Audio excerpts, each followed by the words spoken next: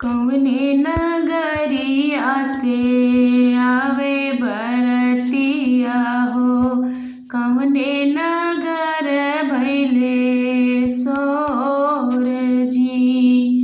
कौने नगरिया से आवे बरतिया हो, कौने नगर भैले सोर जी।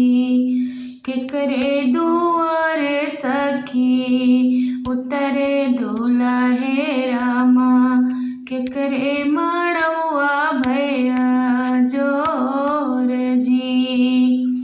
अवध नगरिया से आवे बरतिया हो, जनक नगर भैले सोर जी।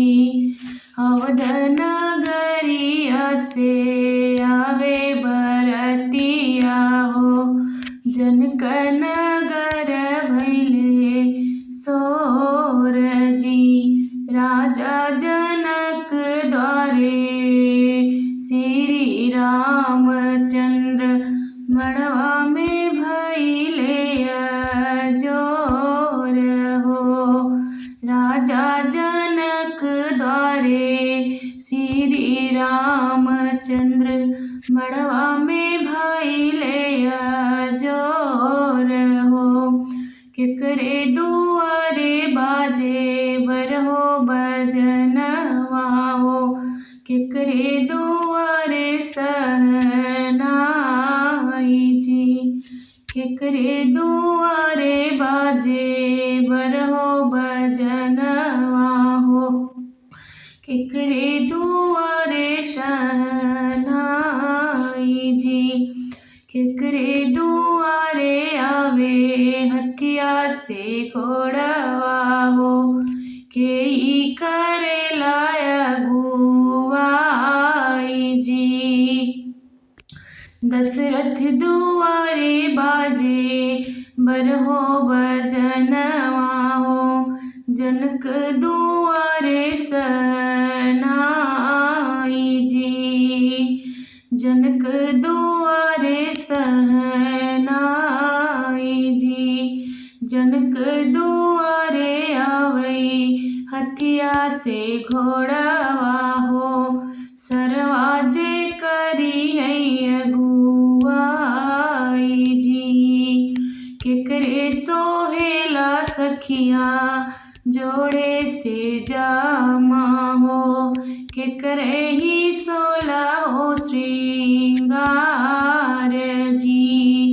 केकरे सोहेला सखिया जोड़ा से जामा हो, केकरे सोहेला श्रृंगार हो। राम जी के माथे सोहे चंदन तिलकिया हो, सीता जी के चुनर चटकार हो। के कर होई सखी अज पर छनवा हो, के कर होई कन्यादान जी।